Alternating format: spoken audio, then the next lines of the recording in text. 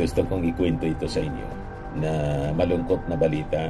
Siguro alam na ninyo, yung pagkamatay ng anak ni Kuya Kim Atienza. Talagang heartbreaking siya, nakakabigla. At ang twist ng balita, ang akala ko natural death yung cause. Yun pala, nagpatiwakal.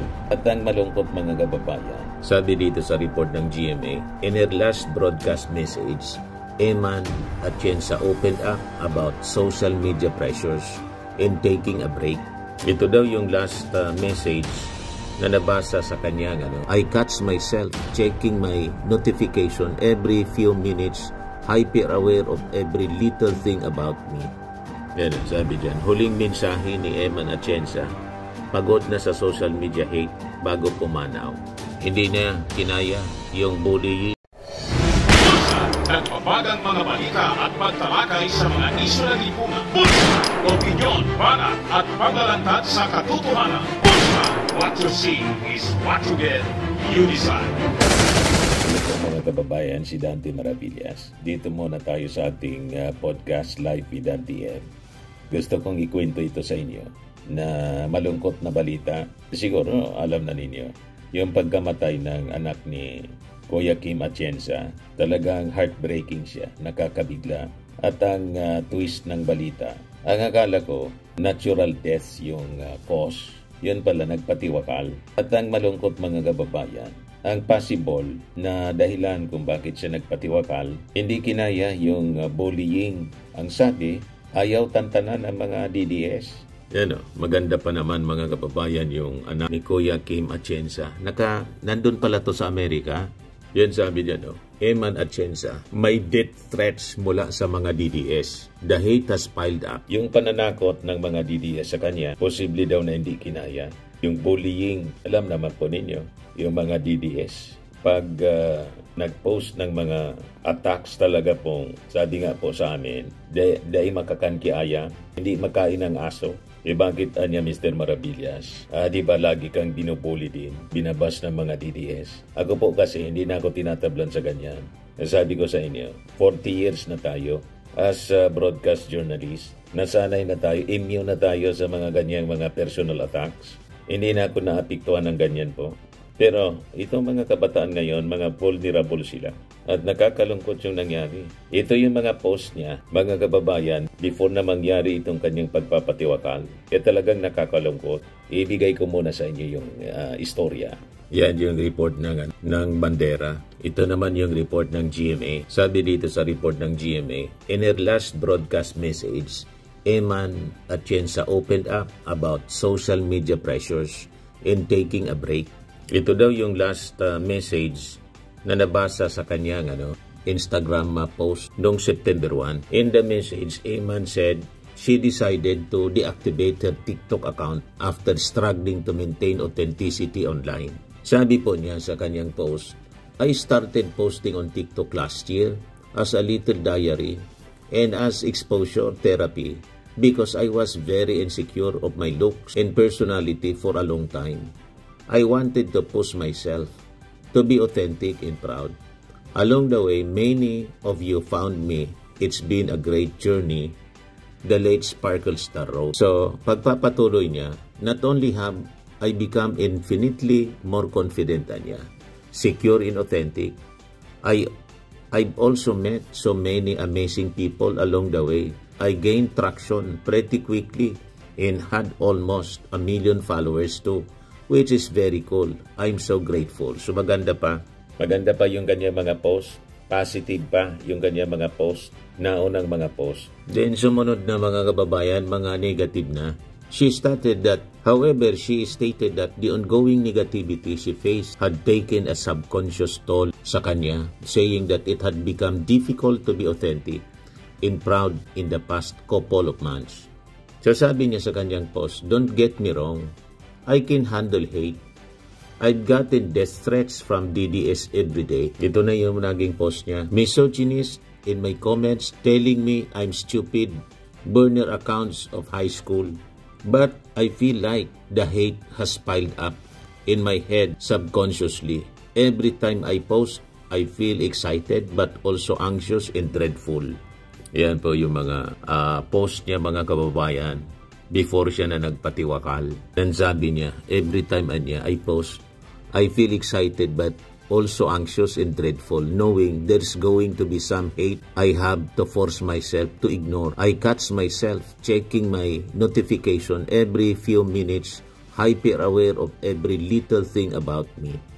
Yan, sabi dyan, huling mensahe ni Eman Atienza, pagod na sa social media hate bago pumanaw. Hindi niya kinaya yung bullying at mga masasamang salita na pinapost bilang reaction sa kanyang mga post sa social media. Nakita ninyo, mga kababayan, na masyado pong naapektuhan yung mental health ng anak ni Kim Atienza. Hindi kinaya yung bullying, yung mga masasamang salita, at pati mga kababayan, pananakot, may mga death threats. Yan yung mga sunod-sunod na post niya, mga kababayan. Sabi niya dyan, I never really did social media for money. I did it for fun, self-expression, and community. Maybe I'd put up with the hate knowing I'd be receiving a paycheck at the end of every month. But my main compensation was always the joy and passion I felt when posting, which has been fading. Yes, sabi niya. So today, I finally decided to deactivate my account. I'm not sure when I'll come back. Maybe in a few days, maybe a few months. Just until I can recollect my thoughts, reset my values, and clear my head of the dread. Just need to breathe a bit and take a break. Yun na pala, mga kababayan, yung mga huling post niya before siyang nagpatiwakal. Kasi hindi niya kinaya yung mga bashing, yung mga negative comments. Kasi ang sabi sa kwento, mga kababayan, itinutulad siya sa mga nepo babies kasi di ba anak siya ni Kim Atienza. Si Kim Atienza ang tatay politiko. So may nangyaring nag-post siya, yung dinner yata yon, mga kababayan. Pagkatapos yung pagkain nila na binayaran sa pagkain, amounting to more than 170,000 yata yon sa isang kainan. And because of that, yung mga display of wealth na nauso sa social media with the nepo babies na mga contractors in politiko, nadamay ito. So ina-accuse na rin na isa sa mga nepo babies, na ibig sabihin, yung mga anak mayaman na yung yaman po questionable at wala pakundangan sa paggastos na pera ng bayan. So ang sabi, isa to sa nakaapekto sa kanya na kung tutuusin, wala mang ganong pinagkuhanan itong si Eman Atienza. Kasi po, content creator din siya. At marami na ding mga followers. At may kaya naman yung kanyang pamilya. Yung kanyang tatay, TV personality, na malabo man, mga kababayan, na galing sa masama, yung ginagastos nila sa mga ganyan. Hindi siguro kinaya kasi inuulan na po ng bashing at pananakot. Ito na nga po yung nangyari sa kanya. Nagpatiwakal. Kaya ito yung post ngayon ni Kuya Kim Atienza. Compassion, courage, and a little extra kindness in your everyday life. Sari-sari na reactions ng mga netizens, mga kababayan. Sabi dito ni Jessame, libre lang maging mabuti sa kapwa natin. Wala man yung bayad, pero may malaking sukli. Sabi ni Cloud Sky, we really don't know what is happening on someone's life right now. So please be kind to everybody. Wala na po Nasira na yung ating mundo. As prophesied in the Word of God, ang mga tao, ngayong mga huling araw daw, talagang magiging kahindik-hindik, peligroso. Pati mga pag-ugali ng mga tao, peligroso po. Yan 2 Timothy chapter 3, verse 1 to 5. Sabi dyan, this know also that in the last days, perilous times shall come. For men shall be lovers of their own selves. Wala na. Pang sarili na nila lahat. Covetous, boasters, mga mayayabang, proud, blasphemers, disobedient to parents, unthankful, unholy, without natural affection, truth breakers, false accusers, incontinent, first, mga mababangis, despisers of those that are good. Pag tama ka, mali ka. Pag mali ka, tama ka. Traitors, heady, high-minded, yung mga mayayabang, mapagmataas, lovers of pleasures more than lovers of God. Kaya ako, dahil sa kababasa ko ng Bible po, hindi na ako nagtataka. Kaya hindi ako tinatablang ng mga paninira, mga bashings, pang-atake, masasamang salita. Hindi na ako nagtataka kasi as prophesied in the Word of God, it will come ngayong mga huling araw. Nasa huling araw na po kasi tayo, mga huling araw. Ganyan kakabangis ang mga tao. Nakita niyo ugali ng mga bashers, tulad ng bash, dito kay nambuli kay Eman. Kaya lang, hindi kinaya ng bata, nakakaawa, 19 years old. Iyon, nagpatiwakal na lang mga kababayan. Hindi kinaya yung Precious. So talagang nakakalungkot ang mga pangyayaring ito. So importante yung parental support. Kaya lang, nasa malayo pala to, nasa Amerika yata. Pinili niya na magbitay. Naghang daw ito, mga kababayan. Sabi ni Rose Serapio, let's make social media a space for love, not hate. Your words have power. Use them to encourage, not destroy. Words can heal or harm. You may never see the damage. Lives hurting, hope fading, and in some tragic cases, lives taken away because of hate and bashing. Please choose kindness. Inaging standard na po ang pangbabash ng mga DDS. Ako nga po, kada post ko po, may mga post na unggoy, gorilla. Tawag nga sa akin, margorilla. Bayaran. Pag pinatulan mo yan, talo ka. Diba? Hindi ko pinapansin. Alam ko kasi mga trolls man lang. Pagkawala nila, hoping na madi-discourage ako. At hindi na ako magpo-post. Hindi nila alam na mala-adobe po ang aking pagmumukha. Pinagtatawanan ko lang yan po. Hindi ko na yan pinapansin. Ang importante, maibigay natin kung ano yung totoo. Kasi broadcast journalist po ako. Importante, malabanan natin ang kasamaan. Sabi nga, evil triumphs because good men do nothing. Tama po? Tatatalo ka sa masasama, talagang talo ka. So yun dapat. So importante rito yung parental support. Yung pamilya talaga. Mabigyan ng tamang advice at titingnan mo mabuti, observe mo ang behavior ng inyong anak na medyo, siyempre, bata pa, mahina pa yung loob.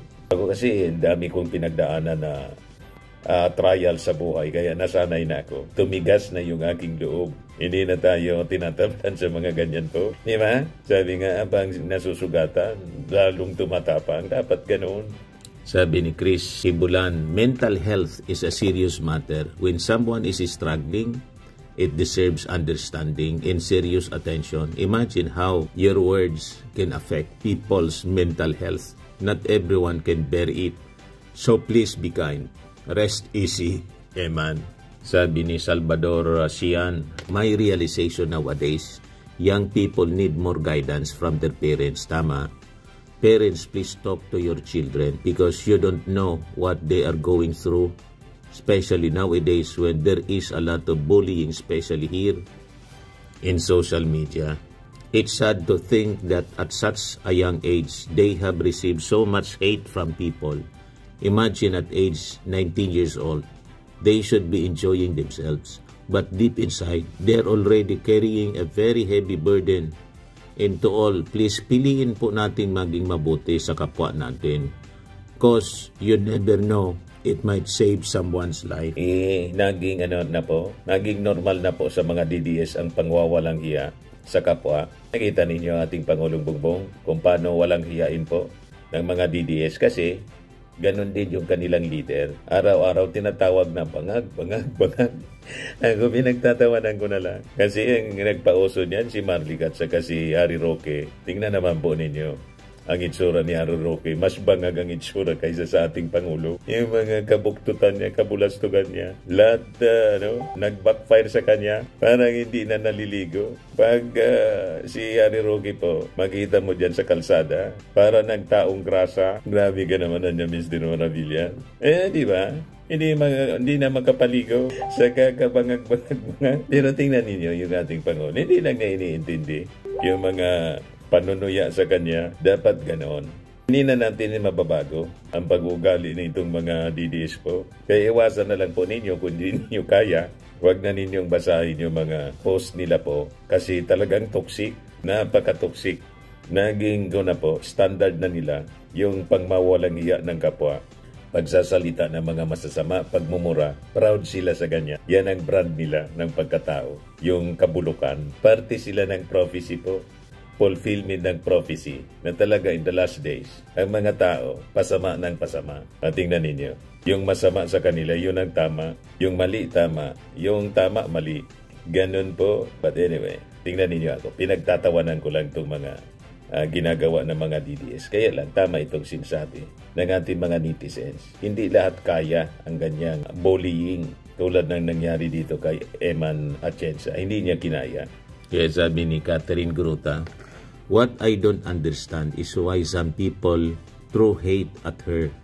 There's nothing to hate about her personality, even her stance on some issues. We should respect each other and give kind words. She's very bubbly, which is why I became a supporter of her. Rest in peace. May mga tao kasi nag-enjoy sa pang-aliposta sa kapwa. Tulad nitong mga critics ng ating Pangulo. Nag-enjoy silang tawagin ng ating Pangulo. Bangag, bangag, bangag.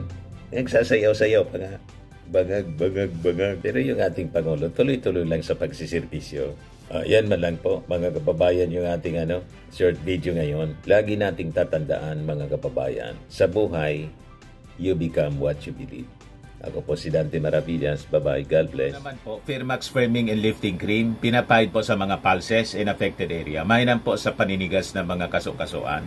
Ito naman po, Automax Radiant Serum. Sa mukha naman yung application, anti-aging po siya. You will look 10 years younger than your age. Sa mga cancer patients naman po, baka lang gusto ninyo itong itry. Naing siya Red Mix Fruit Drink.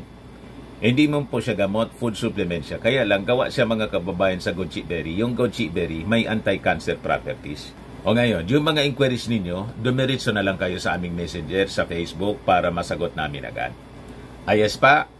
Ayos na ayos niya, Mr. Maravilla. Sa mga nagana po ng malinis and spacious fitness gym, pumunta lang po kayo sa aming Colossal Fitness Gym. May Grab car rental din po kami. But anyway, ito po pala yung aming bagong product na binibenta online. I am worldwide amazing pure organic barley powdered drink mix from Australia. Negosyo to ng aking anak na architect entrepreneur Riz Maravillas. Ayan po. Kontakin na lang po ninyo siya, Riz Maravillas on Facebook. Ang mga health benefits niya, boost immunity, improves digestion, enhance energy levels, packed with antioxidants, prevent cancer. Ito naman po yung bago naming product na binibenta online. Eye Glow Serum, whitening po siya. Tingnan ninyo yung epekto sa aking anak na architect before and now. Yung mga inquiries po ninyo, dumiretso na lang kayo sa kanyang Facebook account, Riz Maravillas.